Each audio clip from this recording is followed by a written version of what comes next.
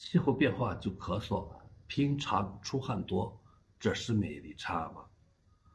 这个话题好多朋友有这个情况，平常就出汗多，风一吹，气候一变就感冒咳嗽。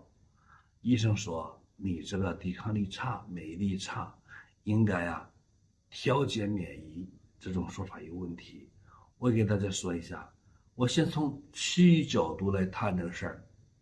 我们经常好感冒咳嗽，每年零星加起来够了3个月啊，这样就是叫慢性支气管炎。那个意思就是你每次咳嗽中间并没好，是一个连续的过程。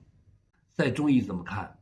出汗表胃中的风邪，风性疏散，毛孔打开就漏汗泄汗。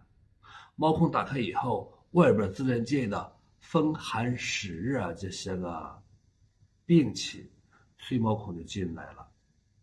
外面气候一变，或者是有什么流行的病毒感冒进到你的皮下，就出类似感冒的情况。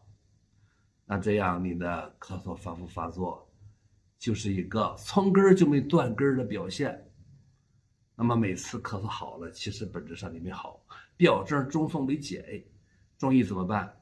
见到这种情况，它是表症中风邪的时候，就用桂枝汤打底，再加点治咳顺气的药，桂枝加厚朴星子汤就是一个挺好的方子。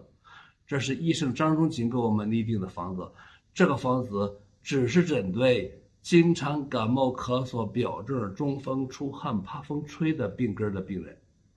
朋友们，你学到知识了吗？再见。